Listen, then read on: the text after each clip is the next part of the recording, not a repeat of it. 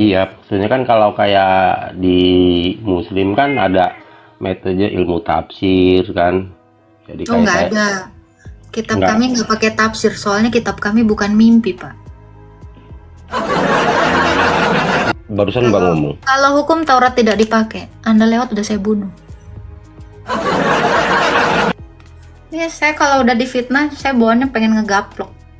Serius. Saya paling nggak suka narasi yang tidak pernah saya keluarkan. Saya paling anti. Saya paling anti. Ya, anti saya tidak mengeluarkan statement, tapi saya dituduh itu. Saya keluar tanduk saya tujuh. Serius. Makanya saya langsung turunkan. Mohon maaf ya. Semakin malam, semakin seru. Kalian semakin malam semakin pelit. Halo, Pak Brand. Halo, oh ya, aku baru tahu ya, ternyata ibu namanya Agatha ya. Saya pun baru tahu, Pak.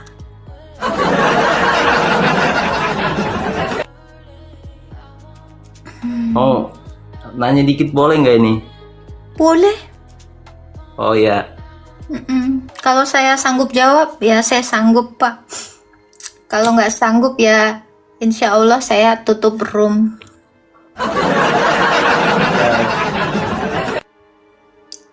gini ya Bu, ibu kan Kristen Ortodoks Timur ya.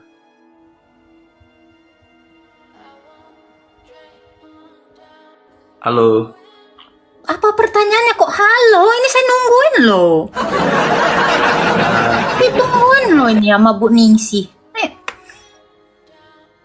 ya gini Bu, apa ya? Kalau orang Ortodoks itu kenapa dibaptis itu pakai air es ya? Orang Kayak di Ortodok. Rusia itu kan, Hmm. ya maunya kan, ya saya kan, ya aku kan Katolik gitu. Itu baptisnya ya nggak pakai air dingin Bu, pakai air hangat. Kayak Ortodoks itu kan, aku lihatnya di Rusia itu orang baptis itu kayak pakai air es loh, kayak di salju gitulah. Hmm. Kan aneh loh, aku heran aja sih liatnya. Makanya Bapak kalau ada nengok orang di Rusia sana dibaptis pakai RS, Bapak kasih dong air hangat. Minimal Bapak tuh subsidi kompor. Bentar-bentar kasihan dingin. Nih saya angetin gitu. Gitu loh, Pak. Anda kan Kristen ya, Pak ya? Ya toh. Harusnya ada sebagai Kristen, kesian kali dibaptis pakai RS. Nih saya ada air hangat. Kan lebih gampang, Pak. Daripada Bapak mengkritik, mending bantu. Apa sih? Betul nggak, Pak? Mungkin nggak, Pak? Ada orang ya, misalnya ada orang lagi jatuh. Kok bisa ya dia jatuh? Pak, lebih bagus nggak sebagai orang Kristen menolongnya daripada Anda bilang, kamu jatuh ya? Betul nggak, Pak? Ya bukan itu pertanyaannya Bu. Aku juga, Bu. Satu hal ya, Pak ya. Gini ya, saya tidak tahu agama Anda mau ngaku Katolik atau apapun, Pak. Kalau Anda mengatakan di Rusia sana kenapa dibaptisnya pakai air es ya, Pak ya? Saya tanya Anda, Pak. Anda pas dibaptis itu pakai air apa, Pak? Pak, Anda dibaptis itu pakai air apa? Saya tanya, Pak. Ya air biasa lah, yang ya intinya kan jangan nggak air dingin gitu, kayak air. Oh, waktu orang yang membaptis itu lagi musim es, apa emang sengaja beli es terus dibaptis di air es gitu, Pak? Ya bukan itu Bu, makanya kalau orang ngomong itu didengar Bapak kan- baik-baik. Nah, Maksudnya kan gini Bu, aku pernah lihat di HP kan, orang Kristen Ortodoks itu yang kan di Rusia kan mayoritas kan ya Ortodoks lah. Itu aku lihatnya baptisnya itu kayak di tempat gunung lah, itu kayak salju begitulah, kan airnya dingin itu Bu. Masa dibaptis? kalau di tempat salju, berarti saat itu lagi musim salju gitu ya, Pak ya? Ya semacam itulah yang aku lihat Nah, sih. kalau lagi musim salju kayak gitu, apa menurut Bapak mereka pengen gitu, Pak? Dibaptis dingin-dingin menurut Bapak? Ya mungkin dianya mau. Enggak, saya tanya. Ya. Kalau saat itu ada salju, ya. Segitu pun mereka tetap dibaptis ya, Pak, bukan bukan disembur ya, Pak ya. ketaatannya orang Rusia itu. Ya, keren ya ketaatannya orang ortodok itu. Walaupun dingin, dia tetap dibaptis. Nggak jadi alasan mereka untuk dipercik kayak anak lagi rematik. Ya, nah itu Pak. Harusnya Bapak mencontoh dari ketekunan orang-orang di Rusia sana. Mereka tetap dibaptis. Nggak manja-manja pukima gitu loh Pak. Gitu ya Pak ya. Anda kalau udah tahu di sana dingin, Bapak kasih air anget Pak. Bukan malah mengkritik, oke? Ya. Dadah Pak. Nggak penting kali Pak. Ya kalau Anda sebagai orang Kristen, ya orang di Rusia aja tetap dibaptis walau dalam kondisi dingin. Terus lu punya air anget, maunya saya blokin gitu. Nggak penting banget Pak. Ya, kasihan gitu loh. Ya namanya lagi musim salju, emang mereka pengen dibaptis dingin-dingin? Kagak, Patona. Halo Hambali. Halo, selamat malam. Nah, selamat malam Pak. Mbak Ningsi, Umi apa? Tercin. Umi tercinta. Oh, Umi tercinta. Maaf, mata saya agak apa namanya kurang bagus. Gak apa-apa Pak, agak kunang-kunang memang nengok perempuan Pak. Ini mau nanya, boleh nggak nih? Boleh Pak, boleh. Saya Muslim, cuman saya orang Muslim awam lah, orang ini. Sama Pak, saya juga Kristen awam Pak. Enggak, cuman mau nanya cara metode memahami kitab sucinya Kristen itu gimana sih metodenya, ayat per ayatnya? Metodenya adalah dengan berguru. Iya, maksudnya kan kalau kayak di Muslim kan ada metode ilmu tafsir kan. Jadi Oh nggak ada. Kitab kami nggak pakai tafsir, soalnya kitab kami bukan mimpi Pak. Enggak, kalau nggak ada tafsirnya. Iya, Cuman kalau mimpi aja.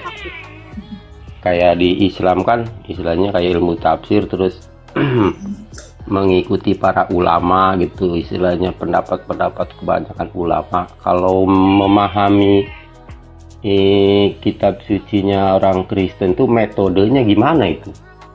Adakah nama metodenya atau gimana?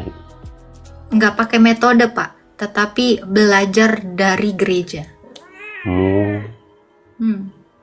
Jadi nggak ada istilahnya kayak kalau di Muslim kan per ayat, di Al-Quran kan per ayat itu kan ada ininya, ada bukan per ayat lagi, per huruf itu ada arti dan maksudnya. Dan jumhur ulama, semua ulama 10 itu, di antara 10 itu 9 itu setuju gitu. Itu yang diambil gitu. Kalau saya kasih analogi ya Pak, anggaplah ini buku biologi. Kita ini tidak akan mengerti buku biologi sampai guru menjelaskan. Jadi bagaimana cara memahami Alkitab dari guru di dalam gereja? Itu hanya itu. Ya gurunya itu juga kan dia juga berguru. Nah pasti gurunya itu punya metode. Gurunya ini itu adalah para rasul. Para rasul gurunya adalah Tuhan saya. Jadi Tuhan itu mengajar langsung ke murid-muridnya, murid-muridnya menurunkan lagi sampai ke saya. Gitu. Jadi bagaimana kami mengerti ini dari Tuhan kami. Jadi Tuhan kami itu mengajar. Makanya Yesus itu disebut guru dan Tuhan. Gitu. Oh jadi istilahnya dari para rasul terus para murid. Dari guru kami, dari Tuhan kami. Jadi Tuhan kami ini menjadi guru. Dia mengutus rasulnya, diajarkanlah rasulnya. Nah, rasulnya ini mengajarkan lagi ke muridnya sampai ke saya nih. Gitu. Nama metodenya nggak ada gitu ya? Metodenya dari guru kami. Jadi guru kami mengajarkan ini. Jadi nggak terbuka gitu kan, kalau kayak di sekolah lah, contohnya di sekolah. Iya. Metode matematika. Jadi gurunya itu sudah menguasai. Jadi Tuhan kami itu yang mengajarkan kami langsung. Jadi nggak bisa setiap orang bisa memahami. Contohnya Nggak bisa, ilmu nggak ilmu bisa. kimia kan, Harus, ilmu jadi kimia harus dari dimamahami Tuhan kan. kami, Mm-mm. harus dari Tuhan kami, ajaran itu diturunkanlah ke muridnya, ke rasulnya ini, lalu Mm-mm. diturunkan lagi. Makanya Alkitab kami ini nggak bisa ditafsir, tetapi Oh. perlu pembelajaran dari Tuhan itu sendiri. Jadi Tuhan itu yang Terus mengajar. cara memahami satu ayat itu kan ada, kalau saya dengar Kalau dari Bapak mau memahami, Bapak harus belajar dulu di gereja. jadi nggak bisa seorang awam itu Nggak nggak bisa. bisa. Oh. Nggak bisa, mau kalian baca kayak tadi ya. Kalau Mm-mm. Bapak tadi dengar saya sebelum live ya, Mm. udah ada 2 orang, Kak, saya baca Alkitab ini 3 kali bolak-balik, ada yang 2 kali udah bolak-balik, tapi tidak mengerti, Kak. Kenapa? Ya karena tidak ada gurunya. Hmm. Gitu. Ya sama sih di Islam juga kayak gitu. Cuman kalau di Islam kan semua orang memahami satu huruf alif ini, metodenya ini. Jadi arti dan maksudnya kalau huruf alif bertemu dengan A gitu, itu metodenya ada. Kalau kekristenan, Pak, nggak lagi diajarin kayak PAUD gitu. Ini BAB, BIB, babi, nggak gitu, Pak. Kan orang Kristen udah ngerti semua bahasa Indonesia. Nah, itu langsung masuk. Jadi Terus cara memahami ayatnya nggak gimana? buang waktu untuk belajar MAMA, MAMI, Mami, nggak gitu lagi, Oh, Pak. iya, Itu mah iya, kayak iya, anak iya. TK, Pak. Oh iya. Jadi terus cara orang awam memahami ayatnya itu hanya Belajar. dari enggak, maksudnya ya sama aja berarti belajar. Iya, harus dimuridkan. Karena Yesus itu memuridkan. Oh, jadi orang Narasi. awam nggak bisa. Kenapa? Orang awam nggak bisa tuh ya, Mbak. Lah semua gereja itu awam tadinya. Semua manusia itu awam. Muridnya Yesus ini awam. Nah, mungkin maksud Anda orang umum, bukan awam. Ya. Jadi Orang umum. apakah Iya, Bapak betul. bisa belajar itu? Bisa. Masuk aja ke gereja dan belajar. Oh, jadi Semua harus dimuridkan. Jadi kalau tidak melalui pemuridan, ya kami bukan muridnya Yesus, karena Yesus memerintahkan kami di dalam Matius 28 ayat 19, pergi dan jadikanlah semua bangsa muridku. Berarti kami harus jadi murid. Karena Yesus itu datang sebagai guru. Makanya dia mengaku, akulah guru dan Tuhan. jadi untuk memahami satu ayat ini, satu ayat dari Bible ini kan, Satu ayat nggak pakai dipahami gitu. Jadi memahami enggak, ini contoh, ini mah contohnya apa namanya, analoginya kan, analogin contoh sumpama surat lah, satu surat ya kan, satu surat atau satu apa namanya yang kalau kesatuan tuh perikop ya, perikop. Satu perikop, untuk memahami satu perikop itu berarti kita tidak apa namanya harus belajar ke sana gitu, tidak bisa kita bisa memahami sendiri gitu. Iya, betul. Hmm. Karena pemahaman orang Kristen itu harus satu. Nggak boleh, menurut guru ini, menurut guru itu, menurut guru ini. Nggak bisa. Kami itu harus satu. Ya, Pengajaran itu harus sama di Muslim juga begitu. Enggak lah, Bapak kan imam mana? Maksudnya Enggak. Bapak kan ini beda-beda mazhab.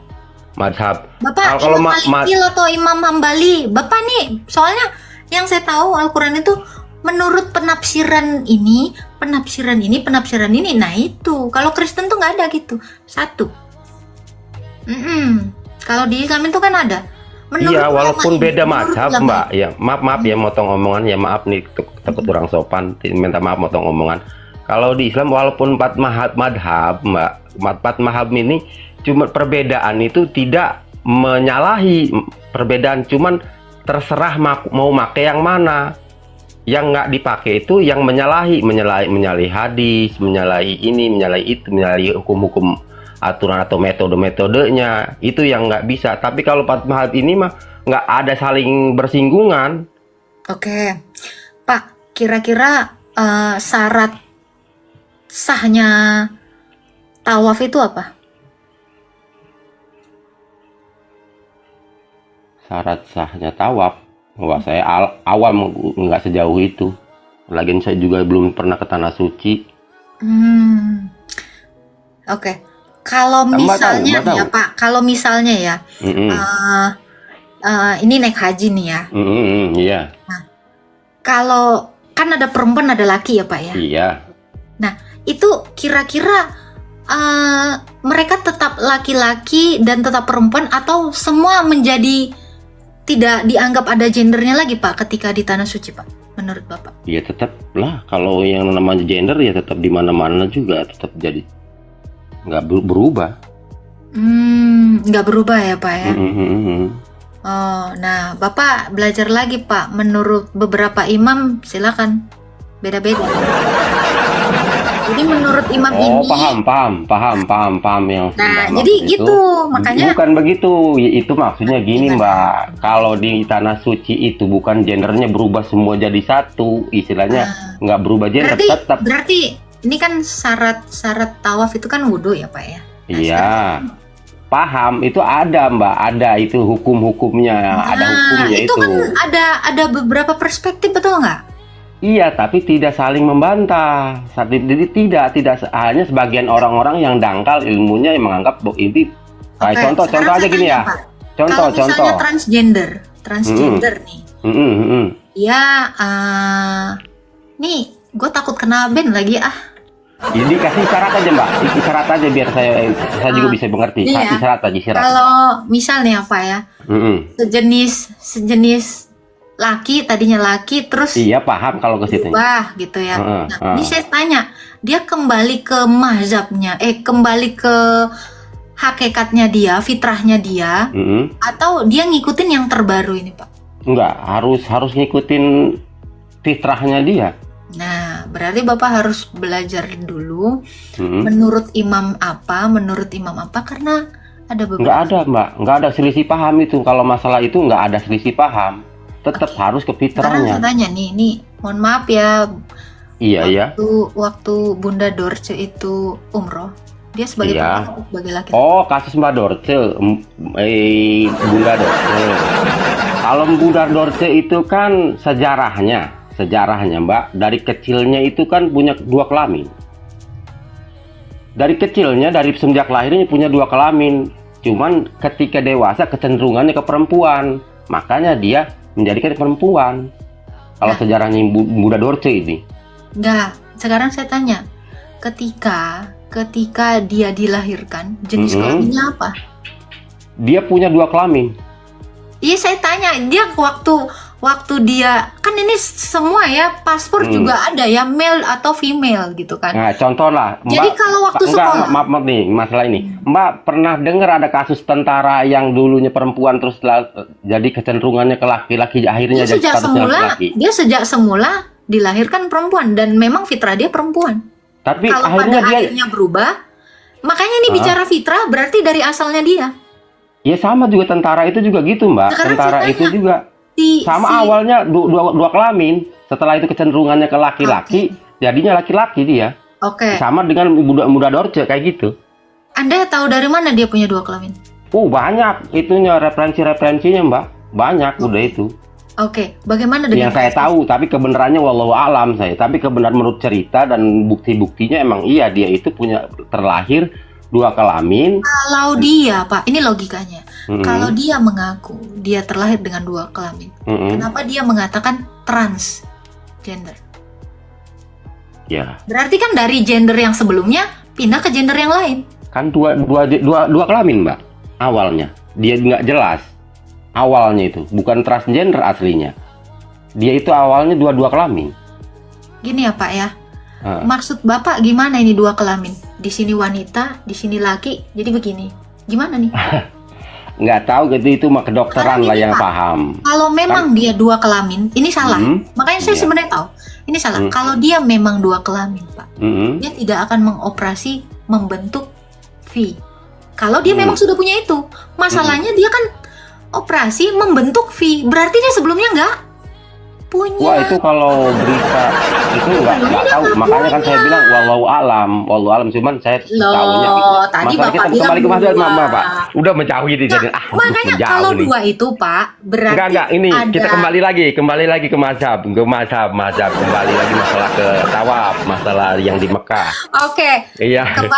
Kembali ke imam Anda ya. Sekarang saya tanya, perempuan itu apakah setuju semua imamnya Islam itu disunat? Kalau masalah begini, Mbak, kalau masalah keempat iman mazhab ini itu beda pendapat, tapi pendapat mereka itu tidak ada yang menyelisihi. Cuman hanya ada sebagian orang, segelintiran orang yang sekarang, sumpah contoh, Imam Syafi'i kunut, Imam Hambali tidak, ya kan? Contoh. Itu sebenarnya mah nggak pakai kunut juga nggak apa-apa, dipakai juga nggak apa-apa. Cuman ada segelintir orang yang mempermasalahkan itu. Berarti ada perselisihan toh? Tapi tidak perselisihannya. Tadi kata Bapak itu beda-beda tapi tidak berselisih. Lah ini barusan Bukan, Bapak bilang. tidak menyalahi, tidak menyalahi ilmu Islam itu, dia menyalahi, Mbak. Bukan perselisihan itu bukan perselisihan, selisih beda pendapat tapi kan kata Anda tidak menyalahi aturan, betul?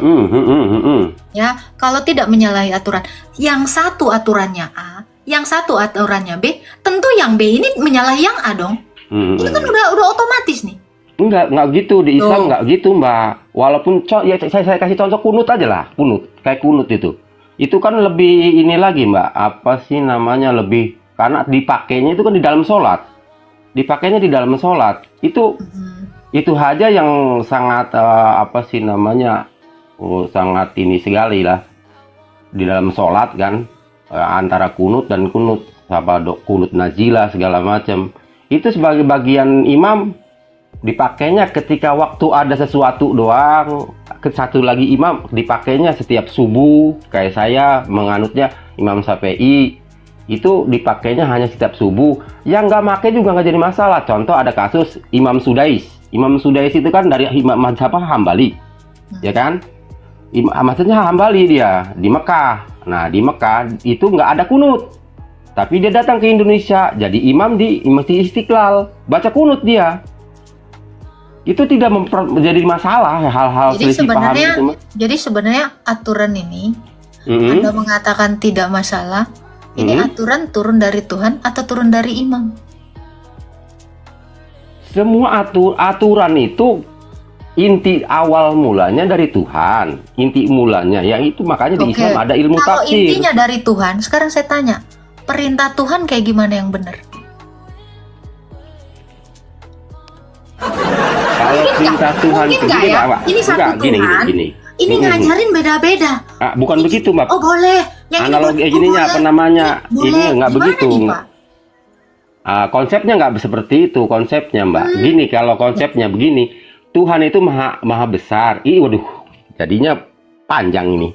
Maaf ya, Mbak, kalau saya agak kenceng ngomongnya, emang karakter ngomong saya begini, jangan tersinggung ya, Mbak. Aman.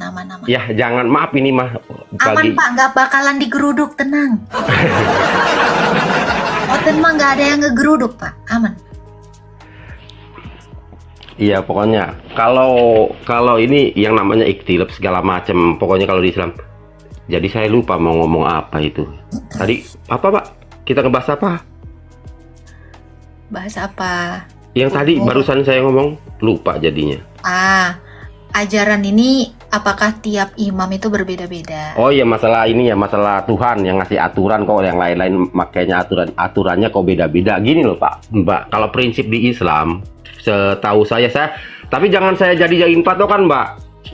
Ini oknum. Yang maksudnya mana nih? Jadi enggak, yang saya omongin ini sebatas pengetahuan saya. Saya orang orang Islam awam. Jadi nanti kalau ada yang menjawab berbeda, karena kemarin gitu, Pak.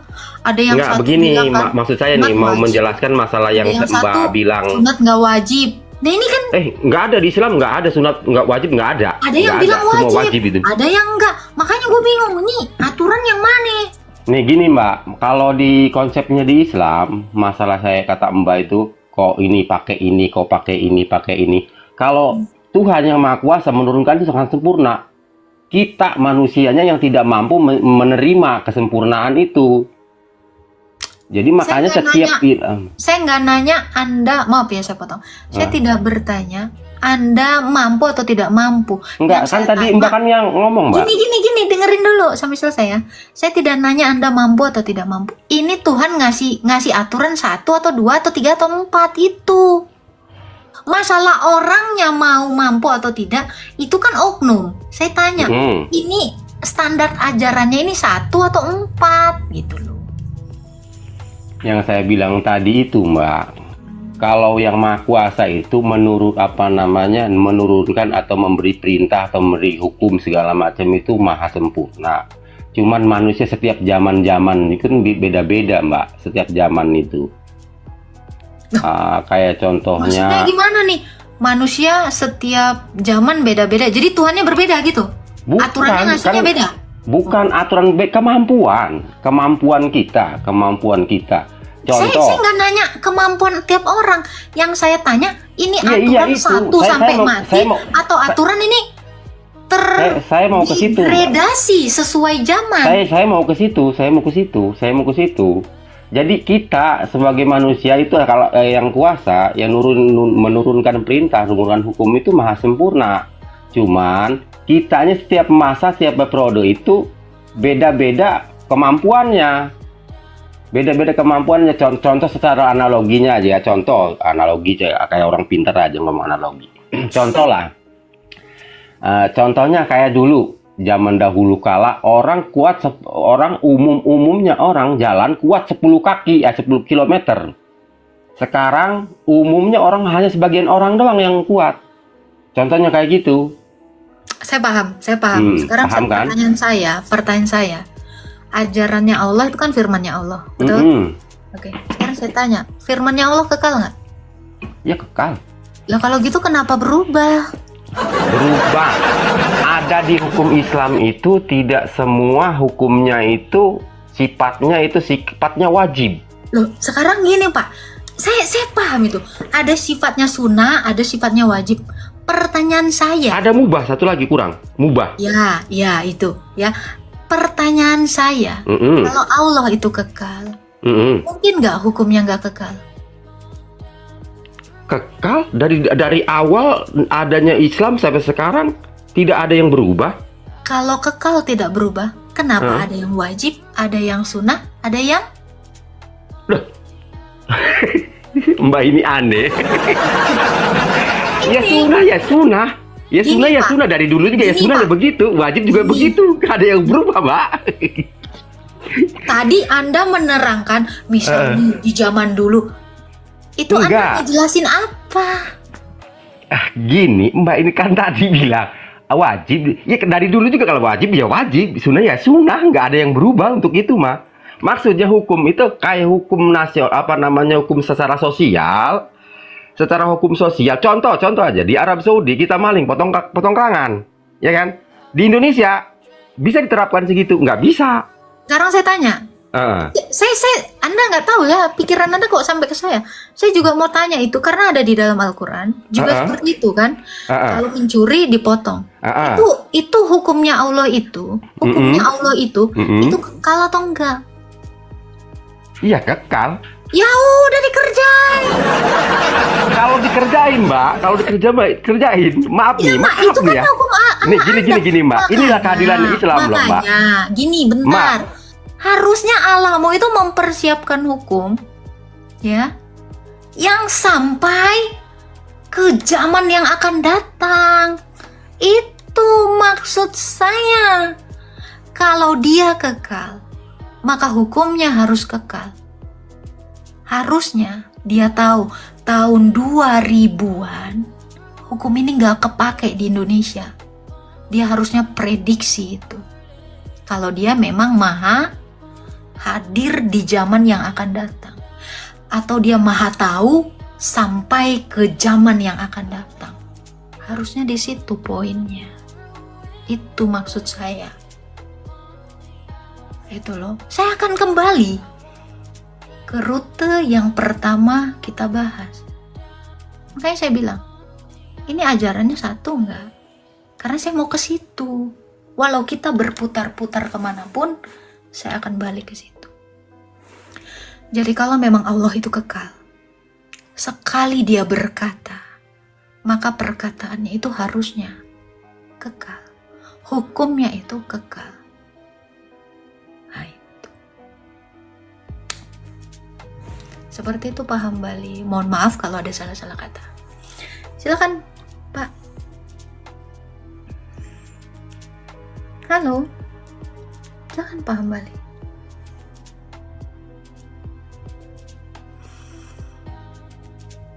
Itulah Mbak. Di mana? Islam itu di mana? Nah, keadilan hukum Islam itu di situlah Mbak, keadilannya. Coba bayangkan Mbak, di hukum Islam itu memang benar maling kalau mencapai sekian angka yang ditentukan itu dipotong tangan. Jadi keadilan Nanti dulu Mbak. Islam, nanti dulu sampai keadilan selesai. hukum Islam menaklukkan kekekalan hukumnya Allah. Selesaikan dulu saya ngomong nih, dengerin dulu biar saya selesai. Saya dari tadi saya ngomong di mute juga, saya nggak saya buka ya kan. Kasih keadilan saya nih. Ini ngobrol asik juga nih ngobrol sama Mbak nih. Gini loh Mbak, itulah keadilan hukum Islam. Hukum Islam itu tidak semerta-merta di setiap tempat hukumnya ini. Ada kajiannya Mbak. Dilihat mudaratnya, dilihat manfaatnya, dilihat efek sampingnya. Itu ada kajiannya Mbak. Contoh sekarang di sinilah keadilan hukum Islam. Andai hukum Islam diterapkan di sini, orang-orang Muslim asal non Muslim selain non Muslim itu nggak sebebas sekarang Mbak. Contoh lah, maaf nih, ini sebelumnya saya minta maaf, mohon maaf sama Mbak nih ya. Mohon maaf nih, mohon. Contoh lah, kayak orang-orang Kristen menggunakan kata Allah di Bible atau dikatakan itu. Kalau hukum Islam diterapkan itu, maaf itu Pak, bisa diperangi orang-orang itu. Hukum Islam di sini nggak ada kajian, nggak ada hukum mubahnya, manfaatnya, ada mudaratnya, nggak ada kajian, nggak ada ilmunya. Jadi kalau diterapkan bahaya itu Mbak, malah yang rugi kaum non Muslim. Itulah keadilan hukum Islam. Jadi setiap hukum Islam bukan masalah kekal nggak kekal, ada kajiannya, ada mudaratnya, ada. Jadi kalau contoh lagi nih, yang sering saya dengar di umat Muslim segala macam kan, umat non Islam jadikan dijadikan sebagai untuk menyudutkan Islam. Kayak contoh makan babi segala macam atau ini segala macam itu. Itu di Islam babi haram. Contoh nih Mbak. Contoh babi haram di Islam itu. Tapi ketika kita seumpamanya tidak makan babi itu mati, itu diperbolehkan. Itu tuh keadilan hukum Islam tuh di situ, tapi dengan syarat terpaksa jika kita harus mati. Jika kita bakal mati kalau tidak makan babi itu. Nah, kedua lagi contoh. Seumpama saya hidup di dunia orang non-Islam. Hidup di non-Islam nih Mbak. Saya hidup di non-Islam. Ketika saya diancam dibunuh, mau dibunuh dimati. Itu diperbolehkan. Kita mengakui takiyah itu ketika kita di ujung tanduk udah mau mati. Tapi lebih baiknya bila mana pengen mati syahid, ngaku dirinya Islam. Tapi kalau dia masih takut kematian boleh mengakui mengimani apa yang dipaksakan itu dengan catatan harus terpaksa bukan karena duniawi. Kayak gitu. Itulah Pak, keadilan hukum Islam itu bukan masalah kekal nggak kekal. Ada kajiannya, ada ini manfaatnya, ada mudaratnya, bukan masalah kekal nggak kekal. Kalau masalah hukum, dari semenjak berdirinya Islam sampai detik ini ya hukum itu nggak ada yang berubah. Yang saya bilang itu, yang saya analogikan dulu, zaman dahulu kala orang biasanya jalan 10 km kuat. Sekarang kan nggak ada yang kuat. Dilihat manfaat dan mudaratnya, bukan masalah kekal nggak kekalnya hukum itu. Gitu loh Mbak. Oke. Jadi ini saya kalau jadi manusia, Mm, mm, mm, saya dilarang makan babi mm, mm, mm, mm. karena saya nggak mampu, saya terpaksa makan babi, betul? Bukan mampu, karena terpaksa. Itu pun catanya harus mati. Ya, bakal mati kalau nggak makan babi. Iya. Artinya saya nggak mampu berpuasa toh? Bukan puasa, Pak. Kalau puasa lain lagi. Bukan puasa, ini contoh kayak saya di tengah hutan. Di tengah hutan nggak ada makanan, nggak ada pohon-pohon yang bisa dimakan. Cuman adanya itu babi itu doang. Sekarang saya tanya gini, Pak. Oke lah, itu kan udah dalam kondisi terdesak, oke? Iya. Sekarang saya tanya, Pak. Ketika Musa keluar dari Mesir, mereka Wah, terdesak. Mbak, jangan masalah ke situ, Mbak. Saya nggak tahu ilmunya. Nggak tahu ilmunya saya, Mbak. Waduh. Sabar. Kan saya tadi udah dengar. Seolah-olah Tuhanmu nggak bisa bikin mujizat gitu loh. Santai. Tenang. Saya dari tadi sedang mencerna apapun alur Anda. Oke. Ketika Musa terdesak, di depan ini nggak ada jalan. Saya nggak tahu ilmunya. Saya nggak tahu ilmunya. Percuma ngomong sama saya nggak ngerti. Kejang. Bukan kejang. Ya emang saya nggak tahu ilmunya, Mbak. Iya, sabar. Dengerin, saya kan juga dengerin Anda tadi tuh. Panjang kali lebar kali tinggi. Saya cerna semua saya resapi. Oke. Ketika Musa, nih di belakang orang Mesir. Nih disinilah si Musa dan orang Israel. Jalan buntu nih. Kenapa Musa? Ya saya jadi deh ikut kalian gitu kan? Kan terdesak nih, kondisi kayak makan babi nggak ada lagi makanan gitu kan? Gitu kan? Nah ini orang Israel ini kenapa? Oh iya saya ikut kalian. Harusnya kan seperti itu. Tetapi kenapa Allah membuka jalan? Terbelah laut Teberau. Di situ Allah bermujizat. Allah yang buka jalan ketika tidak ada jalan. Kenapa Allahmu malah mundur? Udahlah makanlah babi itu udah gak ada lagi. Susahkah dia membuat mujizat? Kalau dia memang maha kuasa. Harusnya Allahmu juga sudah memprediksi. Tidak akan pernah ada kondisi di mana di suatu kawasan itu tidak ada makanan kecuali babi. Ini hal yang paling mustahil yang dipaparkan Tuhanmu. Ini hal termustahil di belahan dunia manapun cuman ada babi. Contoh ini yang tidak masuk akal karena babi haram kalau dalam kondisi terpaksa makan. Betul tidak? Sudah? Belum. Pertanyaan saya, kenapa hukumnya terlihat lemah karena kemampuan manusia? Sekali lagi saya ulangi, kenapa hukumnya terlihat pelintat-pelintut atau lemah karena kelemahan manusia? Apakah dia tidak punya kuasa untuk menyediakan sesuatu kepada orang-orang yang menyembahnya? Atau dia tidak pernah memprediksi apapun Sudah? tentang suatu hal? Sudah, Mbak? Silakan. Ini nggak di luar kemampuan saya ini omongan ini. Cuman gini loh, Mbak. Pak menganalogikan orang biasa seperti saya dengan nabi. Ya nggak bisa lah, Mbak. Saya bukan mau menyamakan Anda dengan nabi, Pak. Saya sedang bicara kemahakuasaan Tuhan. Kenapa hukumnya ini seolah-olah lemah? Ya, seolah-olah lemah karena kelemahan manusia. Kenapa dia tidak menguatkan manusia? Makanya saya bilang, kalaulah memang Allahmu itu adalah Allah yang sama yang mengeluarkan bangsa Israel keluar dari perbudakan Mesir. Kenapa dia membuat hukum yang sekiranya tidak mampu diselesaikan oleh manusia ini? Iya. Ya, saya kembalikan ke Mbak nih. Saya balikan pertanyaan itu. Tuhan yang Mbak yakini itu Kasih kemakan umpan saya. Silakan. Mbak yang kasih apa namanya ya, ya begitu loh kan, udah paham tuh omongan saya. Coba. Enggak, Anda udah masuk ke umpan saya. Silakan lanjutkan. Iya, maksud saya Tuhan Mbak bisa memprediksi masa depan.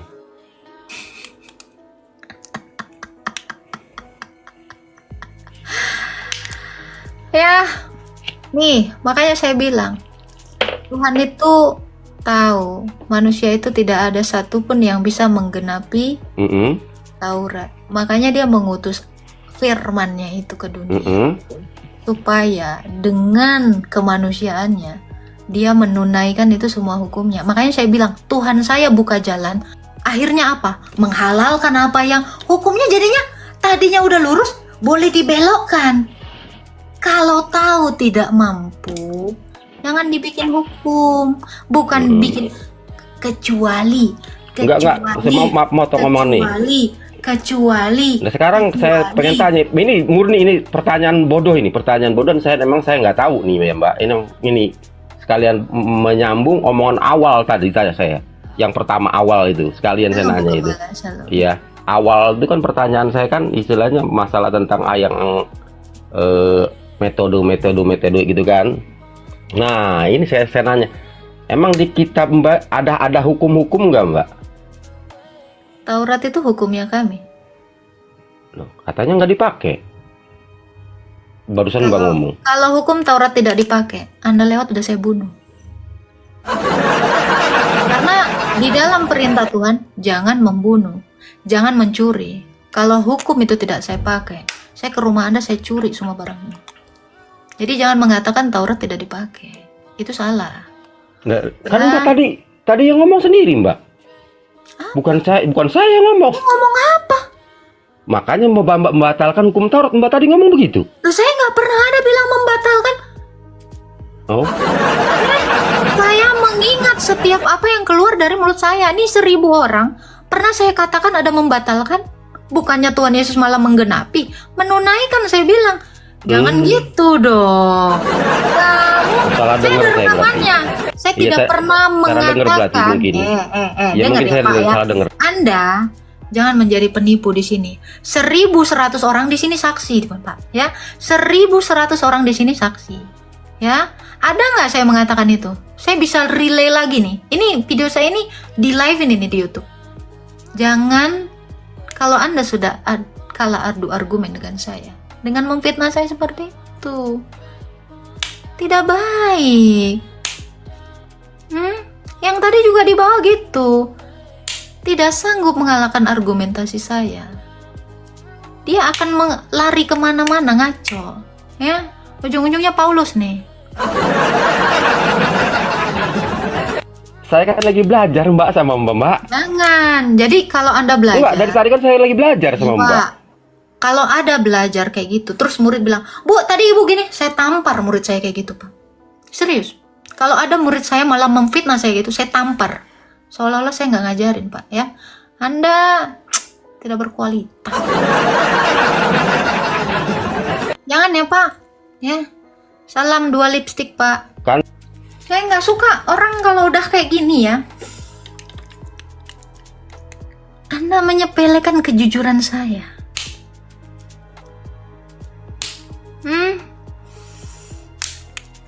Kepala saya ini pusing gitu loh. Pusing menangkap semua apa omongan Anda.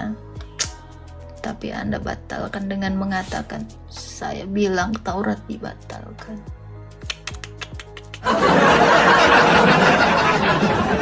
Murid saya di sini begitu ngeyel, saya jewer. Ya, itu murid saya. Itu ngeyel. Kalau memfitnah, di Al-Quran Anda dikatakan ya, fitnah lebih kejam daripada membunuh. Jangan ya Pak ya.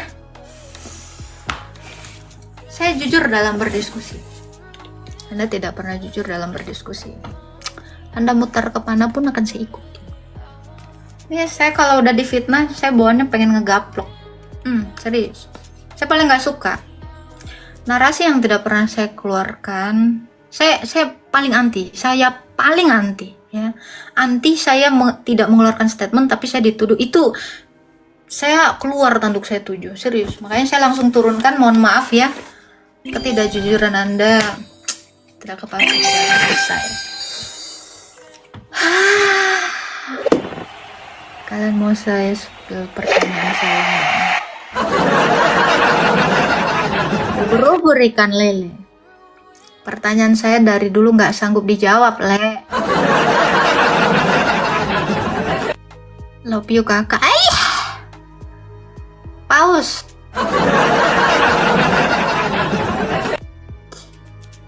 Gacor, Le. Ini kita ambil hiburan dulu ya. Saya butuh hiburan setelah menguras kepala saya. Laper aku kalau udah nanya banyak kayak gini.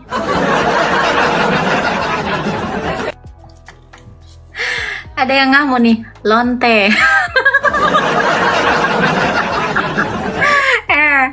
Jangan gitu dong. Ingat dosa, Pak. Ya, nggak boleh gitu ya. Jangan kayak gini. Nggak boleh.